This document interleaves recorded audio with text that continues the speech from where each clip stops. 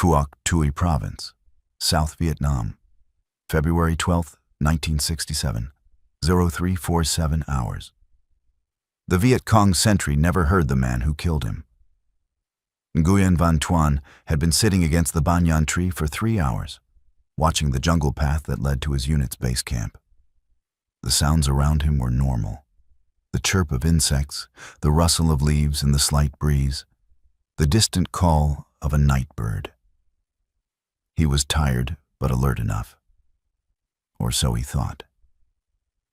The Australian SAS trooper had been lying motionless just 8 meters away for the past 45 minutes, having approached with such patience that his movement was imperceptible, even to the jungle itself. Sergeant Michael Mick Morrow had trained for this specific moment for months. His face was painted black and green. His weapon was a suppressed 9mm pistol, but he wouldn't need it. In one fluid motion, rehearsed 10,000 times, Morrow covered the distance between them. His left hand clamped over Tuan's mouth, while his right hand drove a Fairbairn Sykes fighting knife upward through the base of the skull. The entire action took less than 2 seconds and produced no sound louder than a soft exhalation. But it wasn't the kill itself that would terrify the Viet Cong. It was what they would discover at first light.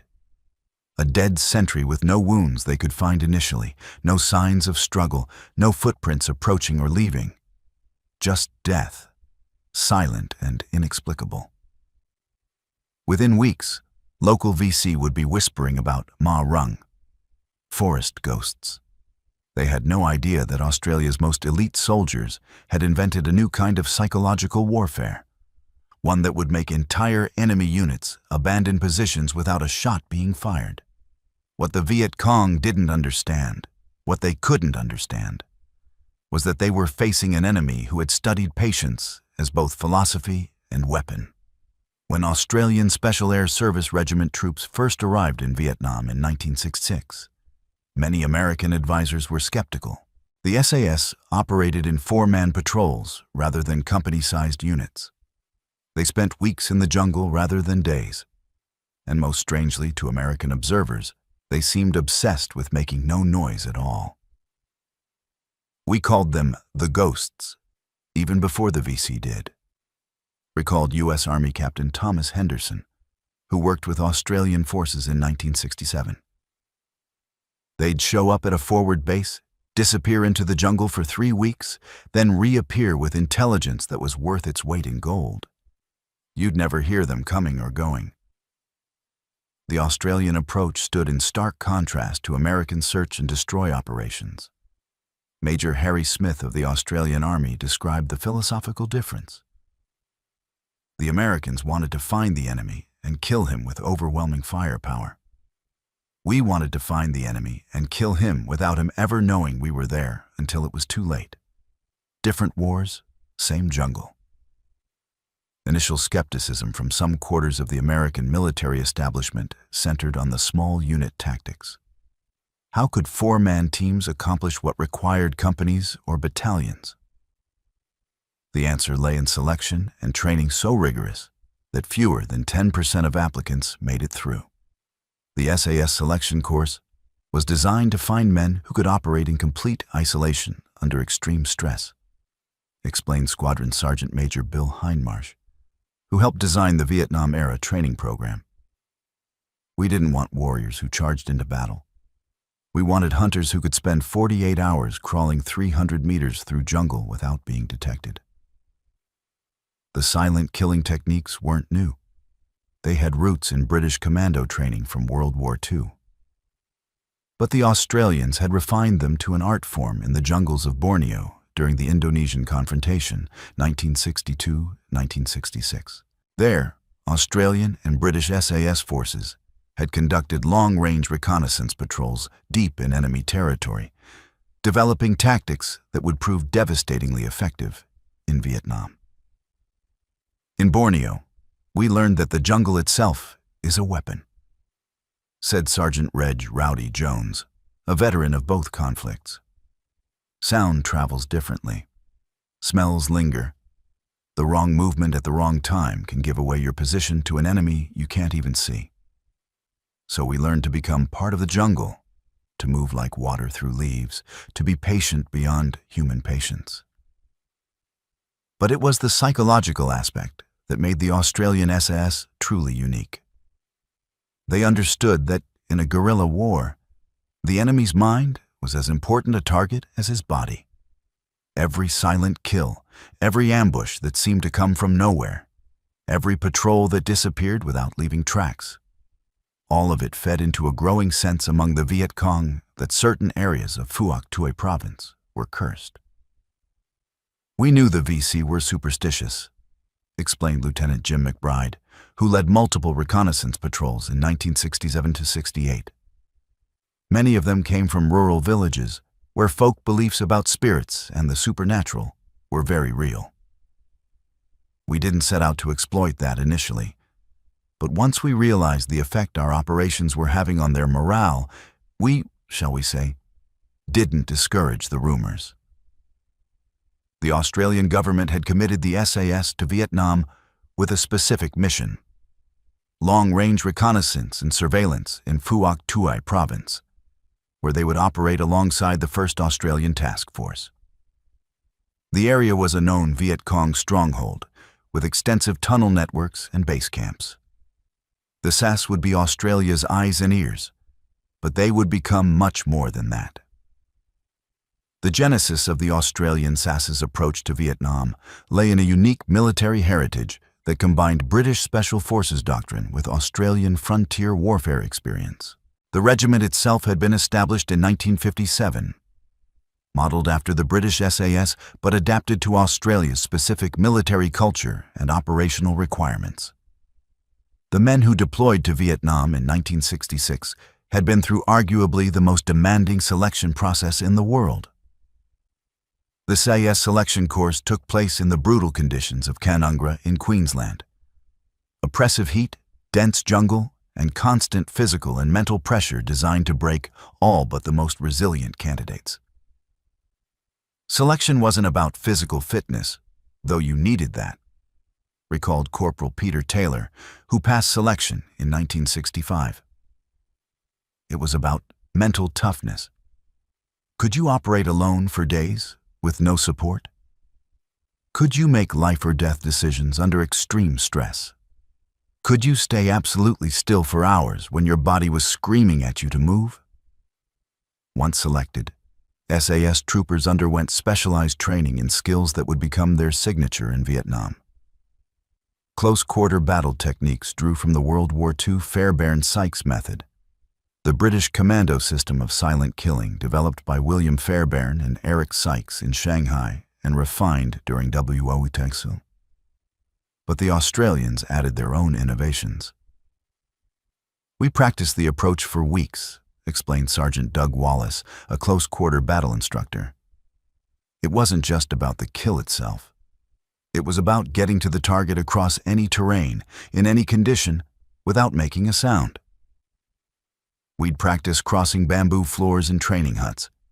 If you made them creak, you started over. We'd move through dry leaves. If they rustled, you started over, hour after hour, day after day."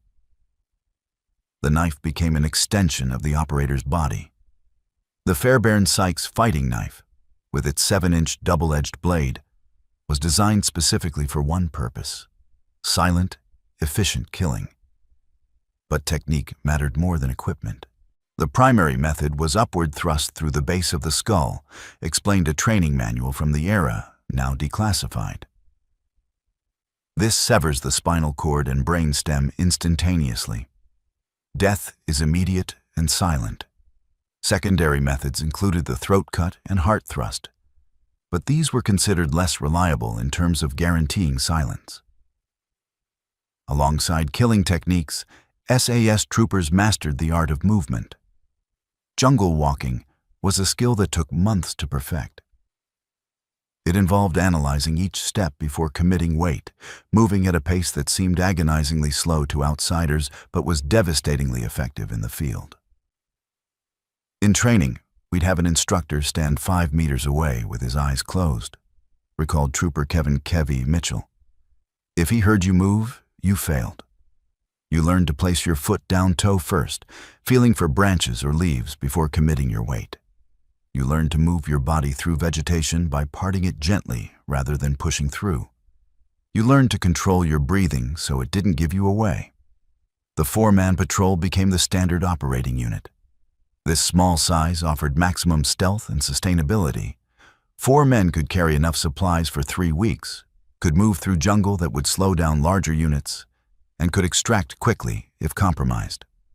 Each patrol member had a specific role: patrol commander, navigation and tactics; scout, point man and forward observer; signaler, communications, and medic, medical care and secondary communications.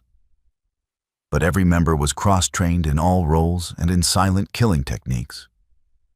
When the 1st Australian SAS Squadron arrived in Vietnam in early 1966, they established their base at Nui Dat in Phuoc Tuy Province.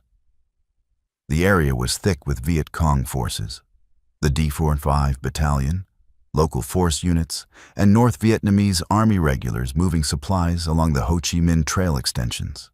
Early operations in late 1966 were primarily reconnaissance, observing enemy movements, mapping trail networks, and identifying base camps. But the tactical situation evolved quickly. As one after-action report from November 1966 noted, patrol encountered 4 VC sentries on trail junction, engagement necessary to preserve patrol security; 4 enemy KIA with suppressed weapons and close-quarter methods; enemy positions abandoned within 48 hours for unknown reasons. The unknown reasons would become clearer as more operations unfolded. The Viet Cong were finding their sentries dead, with minimal signs of how they had died. Positions that should have been secure were being penetrated by an enemy that left no trace. It violated everything they understood about warfare. Operation Hardihood, March 15, 1967. The patrol that would cement the Australian SAS's reputation among the Viet Cong, and in their own mythology, began like many others.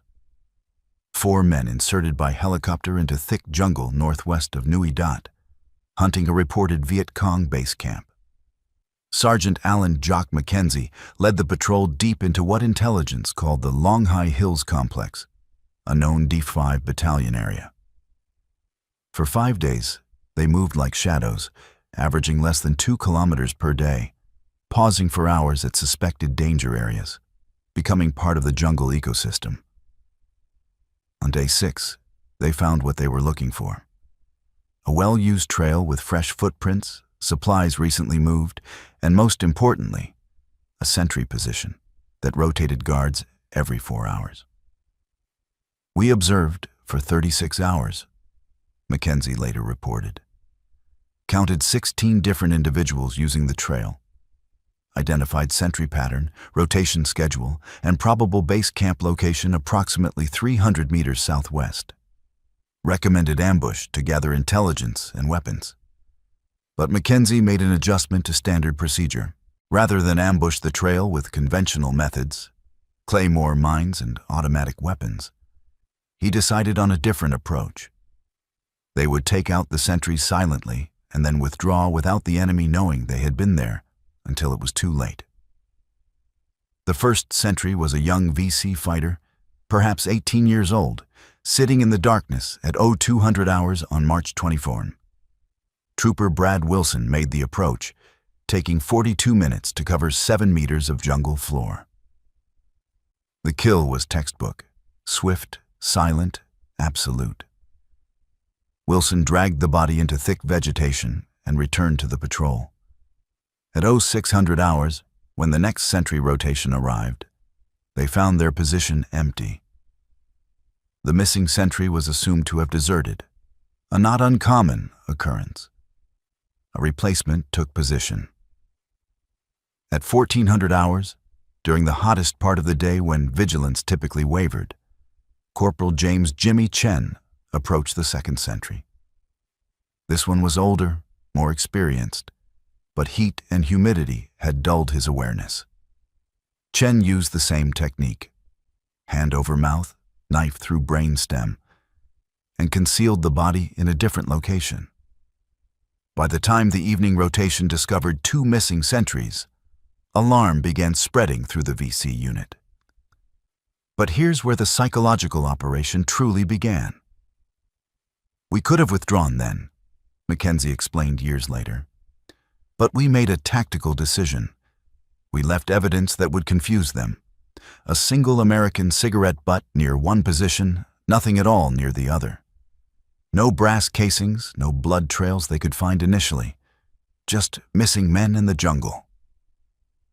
The VC response was telling. They immediately sent out a 20-man patrol to search the area. But the Australian patrol had withdrawn only 400 meters and watched through binoculars as the enemy searchers found their dead comrades, bodies now stiffening in the tropical heat, showing only the single puncture wound that looked almost like a snake bite.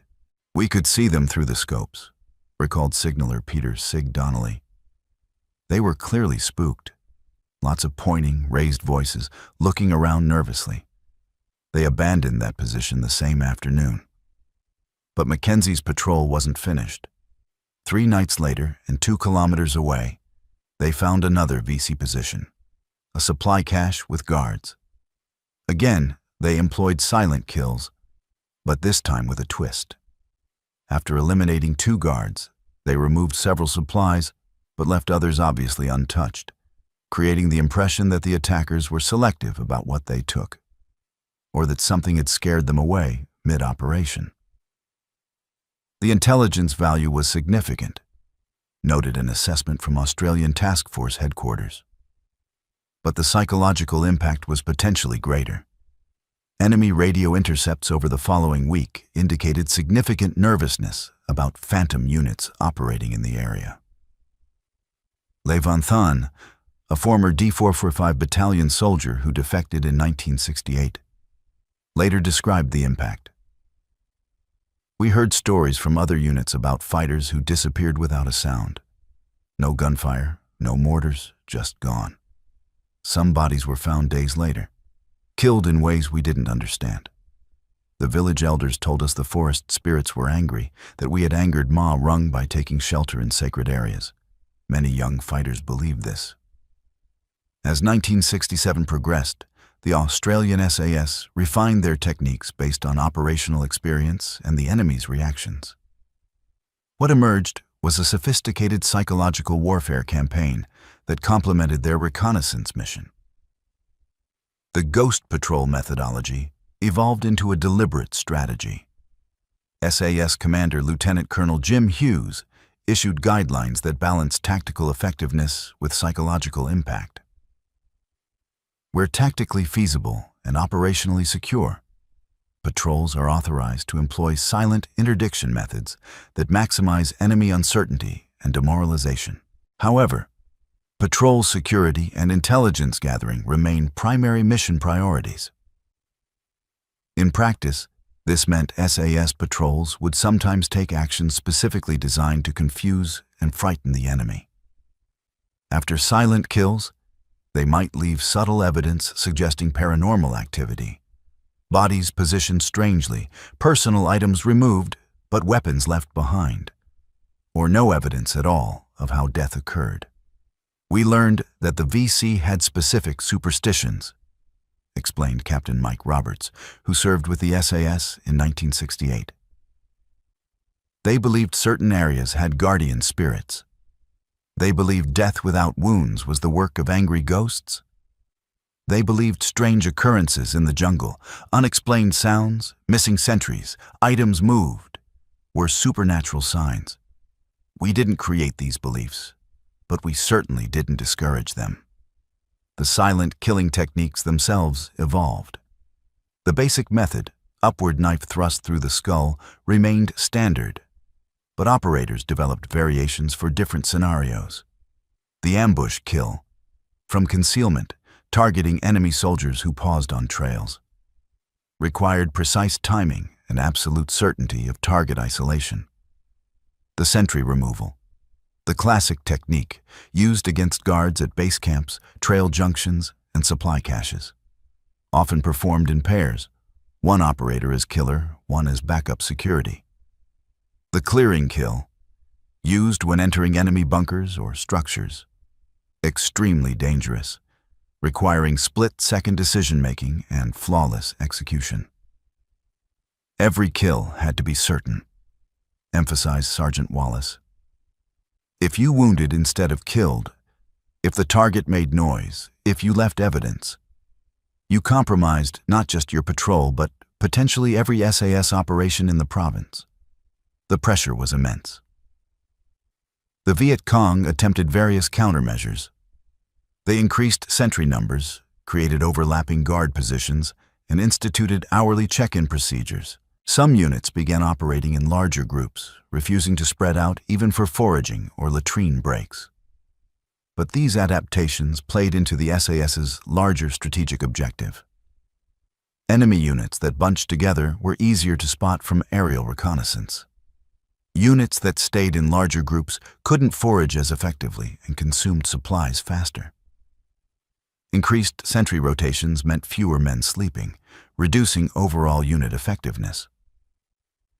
They were adapting to fight ghosts, observed one Australian intelligence officer. Every adaptation they made to counter our silent operations made them less effective against conventional operations. They were fighting a war on two fronts, one real, one psychological, and losing both. Meanwhile, the VC perspective grew darker. Pham Van Dong, a former local force fighter who later worked with Allied forces, described the psychological toll. After Comrade Hyde disappeared on sentry duty, our unit was different. Everyone was frightened. We would hear sounds in the jungle, probably just animals. But everyone thought it was the ghosts.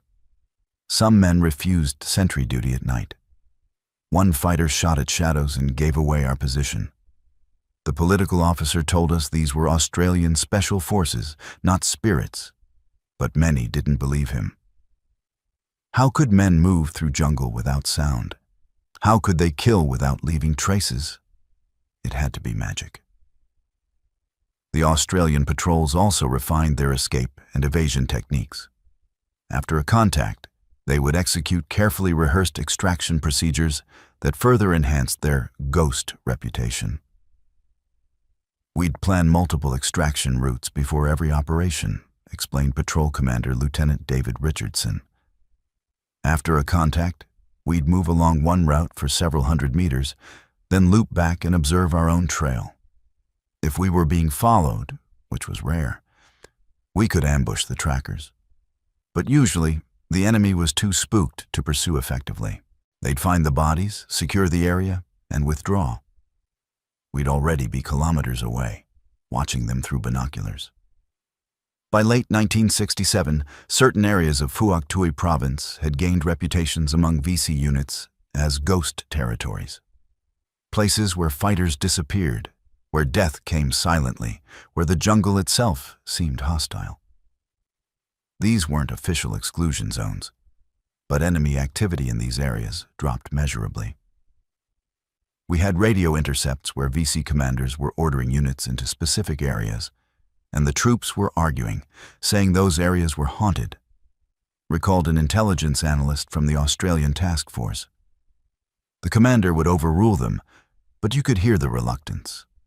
That fear was a tactical advantage we couldn't have achieved with conventional operations. The psychological campaign reached its apex during Operation Atherton in February-March 1968, just weeks after the Tet Offensive had shocked American forces throughout Vietnam. While the Tet Offensive largely bypassed Phuoc Tuy Province, the Australian Task Force area. The SAS intensified operations to prevent any enemy buildup that might threaten Allied positions. What followed was the most concentrated period of silent operations in the regiment's Vietnam service. Over 36 days, 6 SAS patrols conducted reconnaissance across the province's VC-controlled areas. During this period, they executed 23 confirmed silent kills, disrupted 4 enemy supply operations, and gathered intelligence that led to major operations by conventional forces. But the numbers only told part of the story. The real impact was on enemy behavior and morale. We started seeing things we'd never seen before, recalled Sergeant Tommy Blake, who served with the SAS throughout 1968. VC units would abandon perfectly good positions after one of our operations.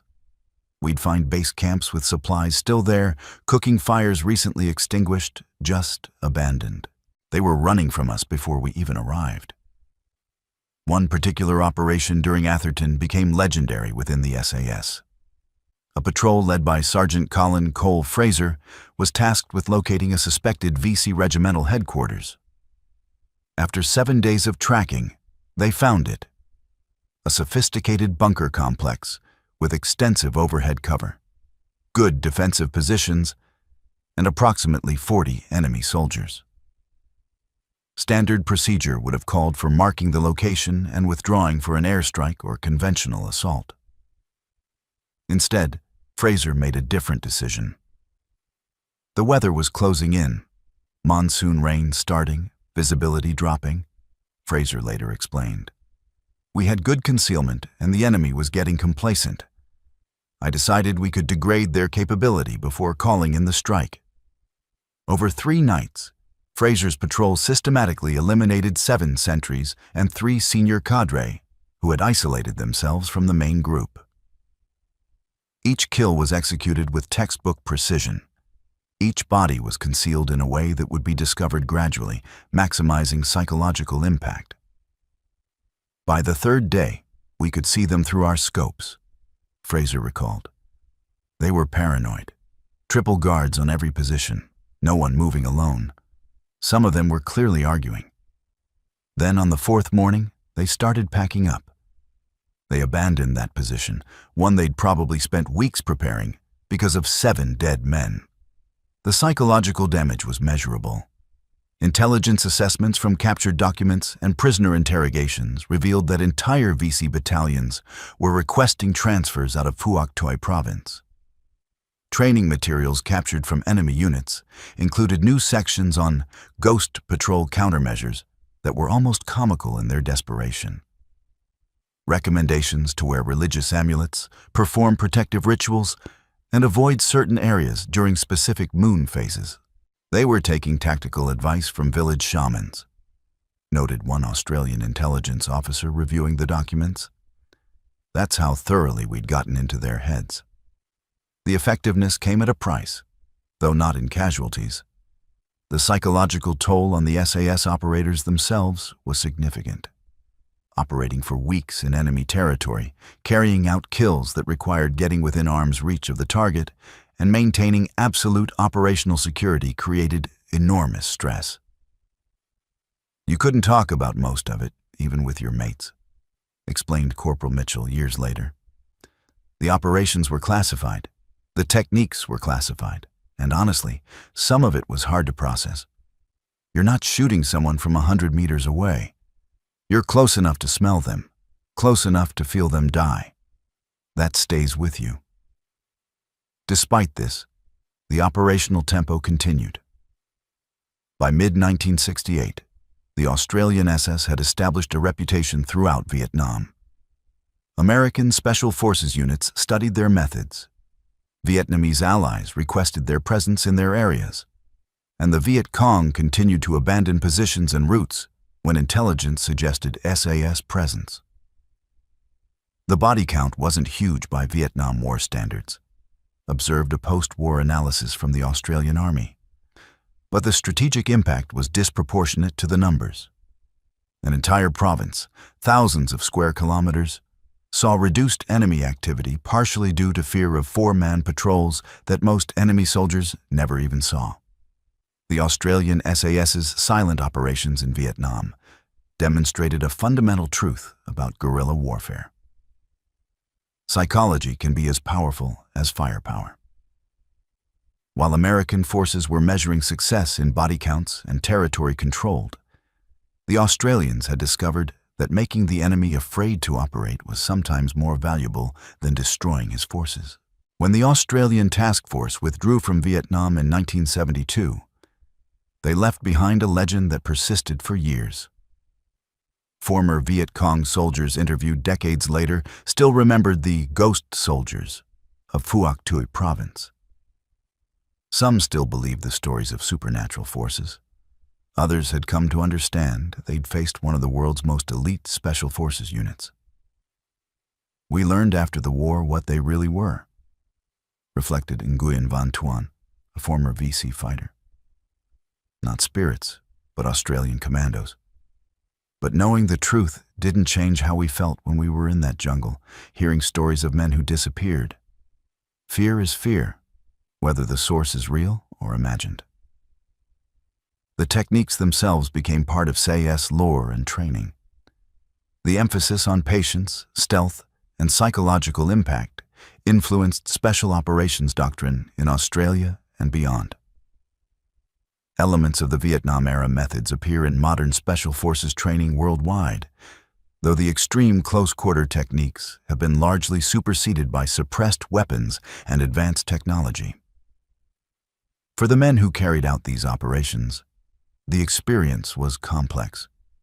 They had been extraordinarily effective, achieving strategic impact far beyond their small numbers.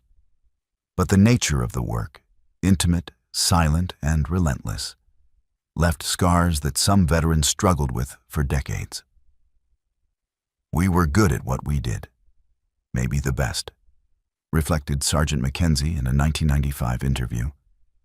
But being good at killing people up close, making them fear the jungle itself, that's not something you put on a resume.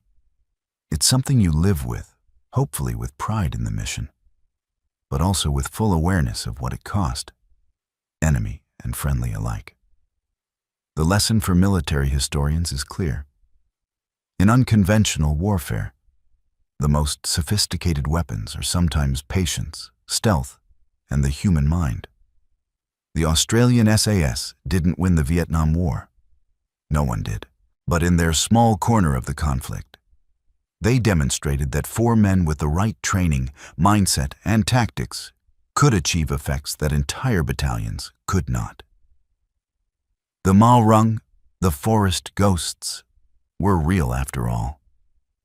They just happened to be wearing Australian camouflage.